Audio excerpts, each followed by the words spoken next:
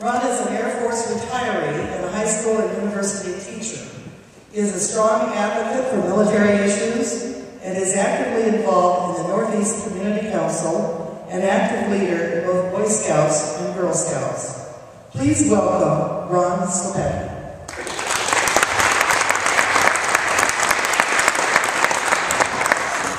Thank you, Gail. I thought about this for a long time, and I thought that, really what I think is that I'm going to be for the good stuff and be against the bad stuff, especially the really bad stuff. That kind of sums it.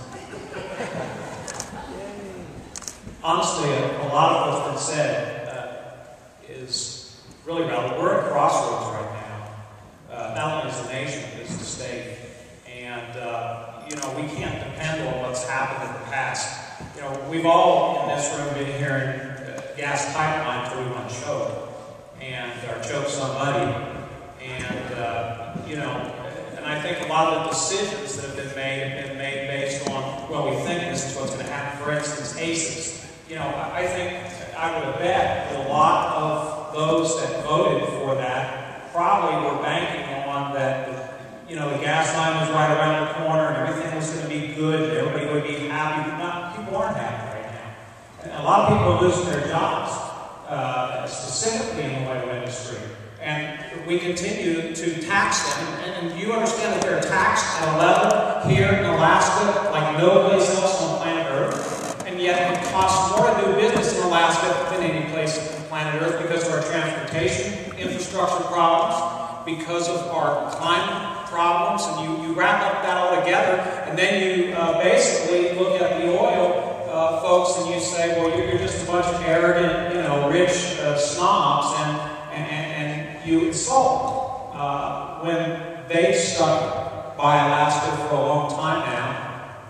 But here lately, they're going to the places. They just opened up a huge reservoir down in Australia that is banking them a lot of income. And you know how they got it? It said incentives.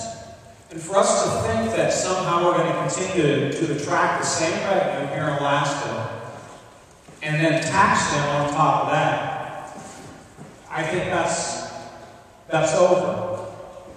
And it's just ridiculous to think that we can continue to operate by the same politics of yesterday, and we're going to continue to fund a state as large as Alaska tomorrow. And so we've got to turn that around. We've got to invest at the top, not the bottom. You throw your dollars at the bottom thinking that things are going to rise up out of the ashes. The only thing that happens down there is they burn. You've got to invest and put the money in private enterprise and allow them to grow, because they're the miracle that grows the economy and they're the future of Alaska.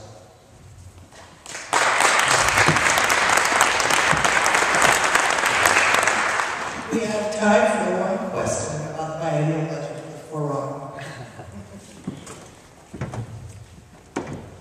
I totally missed that because I was just down there, as you know, a couple of weeks ago, and at the count at that time, they cranked out 4 bills, 3 of which were renewals of stuff that was no-brainers. In other words, they're not terribly busy.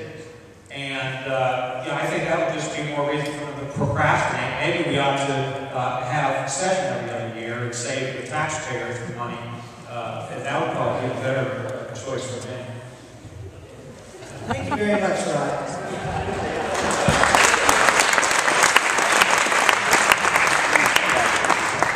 Time's up.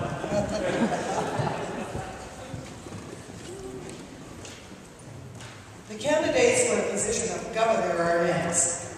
I understand that Bill Walker is not able to join us this evening due to a prior commitment, but his wife Donna, obviously, is here and she'll be speaking on his behalf. I will call on Mrs. Walker first, then candidate Gerald Hikus, Governor Cornell, and Will Sanders. And Mrs. Walker, it's up to you whether or not you just want to use your time to speak or not answer questions. That's fine.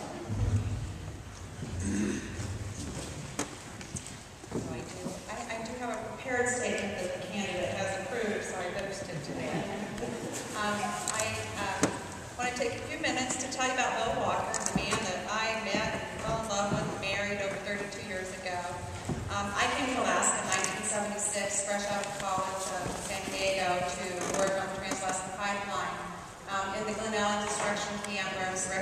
director for the 4,000 workers there.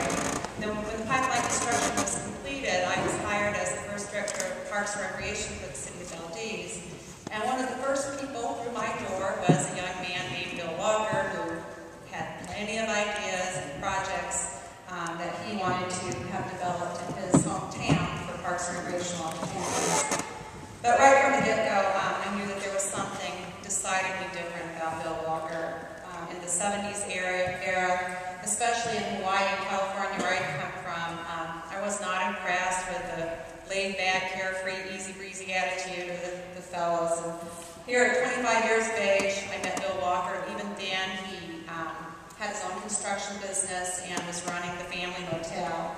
He was already a leader in the community, and as a matter of fact, when my dad first met his future son-in-law, it was at the Anchorage airport, and Bill was returning with a delegation from California. He had been selected as the city of Valdez's delegate with the OMAR delegation, and they were the predecessor to the Resource Development Council. And he was on that with Paul Beasley and Tim Kelly and statewide leaders, and their purpose had been to go down and to urge Governor Brown to put pressure on President Carter to select the All-Alaska gas line route versus the Canadian route. And so, as some of you know, Bill Walker, since before and since, has been an All-Alaska gas line advocate. But the more I learned about Bill and his family, the more I realized that it was their story of courage and tenacity and hard work and perseverance that had made him the kind of guy that a city would elect as their mayor at the age of 27. Bill's parents have a long history, and I actually thought we had 10 minutes, so I better skip a little bit. Go to his website and find out, the 40s and all of that. Alaskan Scouts, they have a background in Fairbanks, which is where Bill was born. And they just, a family that's just worked hard. They've always been, they lost everything in the Valdez earthquake, had to pull together as a family to pull themselves out of that. I drug Bill away to law school and when he was mayor, and we went to work for Hughes Thorsis at that time. We've owned our own law firm for many years here in Anchorage. Bill specializes in oil and gas and municipal law. He has the backing of Governor Wally Hickel, and more importantly to him, Irma Lee, in his run for governor. His position on the gas line is well known, so for time constraint, I'll move on, but he truly does believe that it's time for Alaska to step up and take majority ownership of the pipeline infrastructure and to stop waiting for the leaseholders to do something that they're absolutely not obligated to do, which is to build the gas transportation infrastructure. Finally, as a candidate, I have the right to know where Bill stands on world issues. He is faith and family first. We have endeavored to raise our 4 children in a Christ-centered home. They are products of Christian school and public school. He is proudly pro-life, traditional family, and believes in the biblical